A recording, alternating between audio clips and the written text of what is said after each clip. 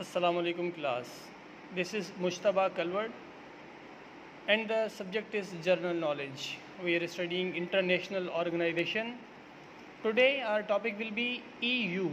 It means European Union. आज हम European Union के बारे में पढ़ने जा रहे हैं। यहाँ ये बताता चलूँ इस लेक्चर की शुरुआत में कि यूरोपियन यूनियन जो कि आज मौजूदा शक्ल में मौजूद है, ये जब क़याम अमल में आई उस वक्त ये इस फॉर्मेट में या इस फॉर्म में नहीं थी। आज इसके जो टोटल मेंबर्स हैं यूरोपियन यूनियन के, अगर हम वो देखें तो 27 मेंबर्स बनते हैं, क्योंकि एक एक्सक्लूड हो गया है जो कि ब्रिटेन है। इसके बारे में डिटेल में हम देखते हैं कि क्यों, कब हुआ, उसकी रीजंस क्या थी, इसके बारे में देखते हैं। बहरहाल ये याद रखना ज़रूरी है कि इसके जो टोटल मेंबर्स हैं अभी वो हैं 27। ही तंजीम 27 मुल्कनि ते मुश्तमिल है जेके टोटल यूरोप जा कंट्रीज़ आहिनि, जंहिंमें ईस्टर्न यूरोप ऐं वेस्टर्न यूरोप ॿिन्हिनि साइड्स जे यूरोप, ॿिन्हिनि तरफ़नि जे यूरोप जा मुल्क मिलाए करे 27 मुल्क हिन तंज़ीम जो हिस्सो आहिनि। इन तंज़ीम जो बुनियाद बेसिकली 1951 में रखियो वियो, जंहिंजो शुरूआती नालो CSC हुयो, यानी कोल एंड स्टील कम्यूनिटी। इन जो पाण पहिरें थोरो बैकग्राउंड ॾिसूं था त ही तंज़ीम वजूद में कीअं आई। 1945 में सेकेंड वर्ल्ड वॉर ख़त्म थी। जॾहिं सेकेंड वर्ल्ड वॉर ख़त्म थी, वर्ल्ड वॉर जे इख़्तिताम ते यूरोपियन कंट्रीज़ इहो महसूसु कयो त जेकॾहिं असां पाण में जेके असांजूं जंगूं थींदियूं रहनि थियूं उन्हनि ते कंट्रोल न कयोसीं ऐं उहे जंगूं ईअं ई हलंदियूं रहियूं त यूरोप हिकु ॾींहुं तबाह थी वेंदो।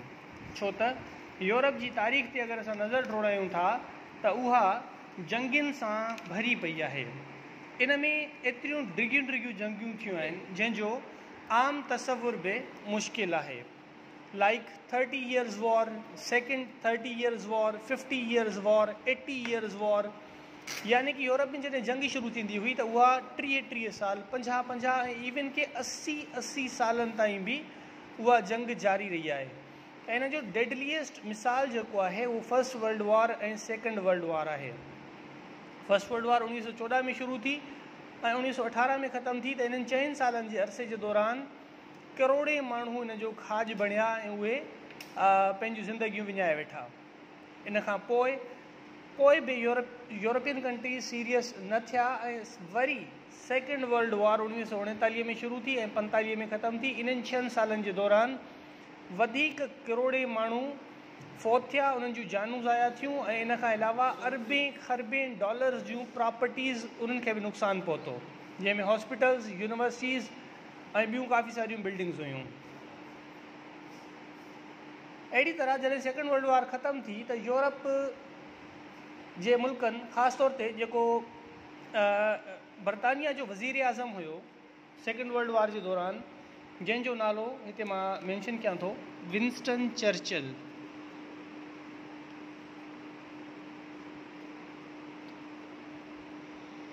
जंहिंखे इहो क्रेडिट पिणु ॾिनो वेंदो आहे त हिन जी ॾाहप ऐं समझदारी जे करे ई बरतानिया ऐं उन जा इतिहादी, जंहिंखे अलाइज़ ग्रुप बि चयो वञे थो, यूरोप सेकेंड वर्ल्ड वॉर में 2 ग्रुप हुया, हिकिड़ो अलाइज़, ॿियो एक्सिस। अलाइज़ ग्रुप में बरतानिया, अमेरिका, रशिया, फ्रांस ऐं उन जा इतिहादी शामिल हुआ, ऐं एक्सिस ग्रुप में जर्मनी, इटली ऐं उन जा इतिहादी शामिल हुआ।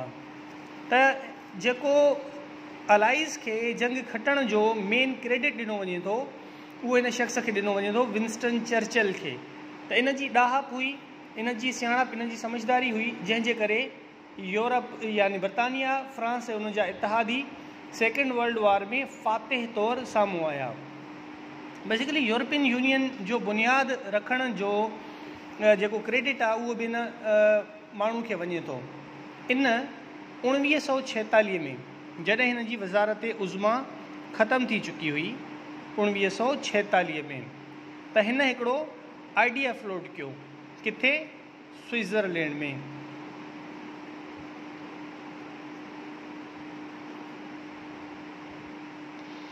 स्विट्ज़रलैंड में कहिड़ी जॻह ते? Zurich university.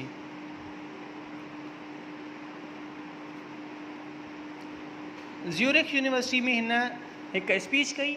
इन स्पीच में हिन ॿुधायो त यूरोप जा जेके बि मुल्क आहिनि उहे अगरि पाण में पंहिंजूं ज़ाती जंगूं ख़तमु करणु चाहिनि था त उन्हनि खे हिकिड़े अहिड़े निज़ाम जी ज़रूरत पवंदी जंहिंमें हू सभई मुश्तरका तौरु गॾिजी करे हिकमत अमली ठाहिनि ऐं गॾिजी करे कारोबार कनि। छो त हिन जे नज़रिए मुताबिक़ दुनिया मां जंग ख़तमु करण जो ऐं अमुन आणण जो सभ खां बहितरीनु ज़रियो ट्रेड हो। हिन जे आइडिया मुताबिक़ अगरि इन खिते खे यानी यूरोप खे जंगनि खां पाक करणो आहे ऐं ईंदड़ वक़्त में फर्स्ट वर्ल्ड वार ऐं सेकेंड वर्ल्ड वार जी सूरत हाल खे रोकणो आहे त यूरोप खे यूनाइटेड स्टेट्स ऑफ यूरोप जे नाले सां हिकिड़ो अहिड़ो ब्लॉक ठाहिणो पवंदो जेको गॾिजी करे कारोबार करे ऐं डिफरेंट फील्ड्स में पाण में कोऑपरेशन करे। जॾहिं इहा शइ कामयाबु थी वई त उन खां बाद यूरोप में जंगूं न थींदियूं। इन शइ खे जर्मनी ऐं फ्रांस जेके सेकेंड वर्ल्ड वार में हिक ॿिए जा मुखालिफ़ हुआ, जंहिं जे करे ई इहा सेकेंड वर्ल्ड वार शुरू थी हुई, ॿिन्हिनि मुल्कनि जो अहम किरदारु हुयो जंग खे शुरू करण में, जर्मनी ऐं फ्रांस, उन्हनि ॿिन्हिनि मुल्कनि हिन आइडिया खे सीरियसली वरितो ऐं इन ते कमु शुरू करे ॾिनो।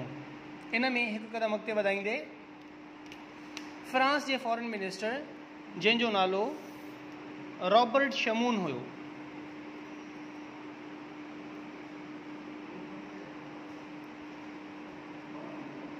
फ्रांस जो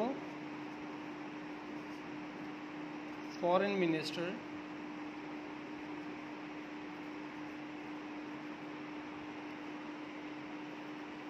शमून यानी रॉबर्ट शमून इन 1950 में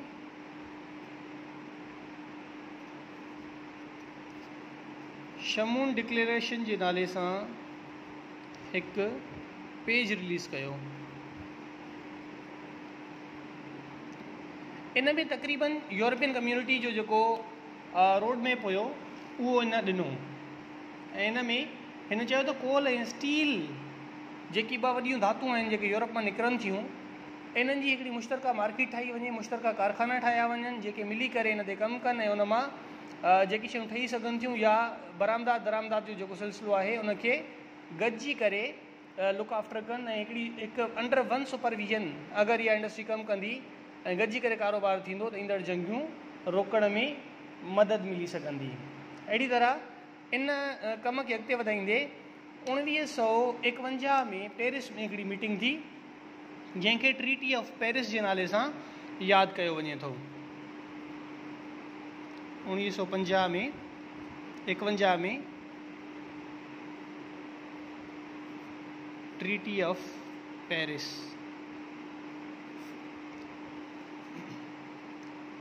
हिन ट्रीटी ऑफ पेरिस में बाकायदा यूरोपियन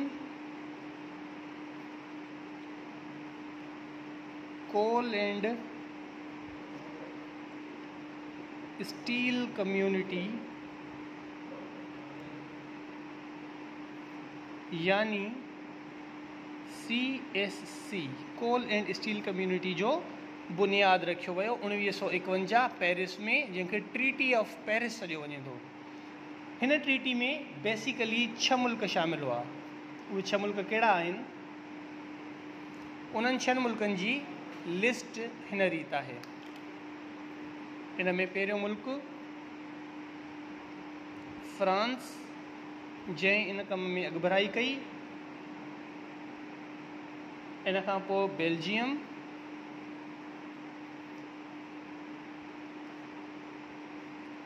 टियों मुल्क इटली, चौथों मुल्क लग्जमबर्ग,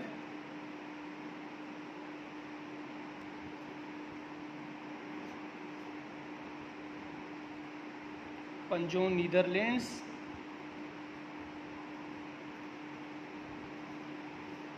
ऐं 6हों मुल्क वेस्ट जर्मनी।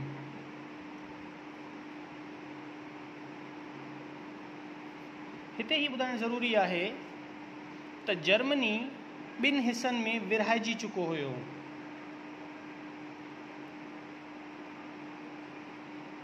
जर्मनी के ॿिनि हिस्सनि में, ॿिनि ब्लॉक्स में तोड़ियो वियो हुयो, हिकु ईस्ट जर्मनी ऐं ॿियो वेस्ट जर्मनी। वेस्ट जर्मनी जेका रीयूनिफिकेशन थी आहे इहा 3 अक्टूबर 1990 3 अक्टूबर 1990 में ईस्ट ऐं वेस्ट जर्मनी इन खे रीयूनाइट कयो वियो, रीयूनिफाई कयो वियो, रीयूनिफिकेशन इन जी थी ऐं ईस्ट ऐं वेस्ट जर्मनी जो कॉन्सेप्ट ख़तमु करे सिर्फ़ु जर्मनी ई बचो। छो त पाण ख़बर आहे जॾहिं कोल्ड वॉर हली रही हुई त कोल्ड वॉर में दुनिया ॿिनि ब्लॉक्स में विरायल हुई। हिकिड़ो ब्लॉक हुयो USSR जो ऐं ॿियो ब्लॉक हुयो अमेरिका जो। त जेकी बि ईस्टर्न यूरोप वारा कंट्रीज़ हुआ उहे रशियन ब्लॉक में हुआ ऐं वेस्टर्न यूरोप वारा उहे वेस्ट ए ब्लॉक यानी अमेरिकन ब्लॉक में हुआ। त अहिड़ी तरह 1990 में जॾहिं USSR टुटण वारो हुयो ऐं उनजी ताक़त बिल्कुलु ख़तमु थी चुकी हुई त ईस्ट जर्मनी खे वेस्ट जर्मनी सां रीयूनिफाई कयो वियो ऐं रीयूनिफिकेशन 3 अक्टूबर 1990 ते पूरी थी। ईस्ट वेस्ट जर्मनी जो कॉन्सेप्ट ख़तमु थी, सिर्फ़ु ऐं सिर्फ़ु जर्मनी रहिजी वियो। हीउ हुयो असांजे लेक्चर जो पार्ट 1। हाणे हलूं था पार्ट 2।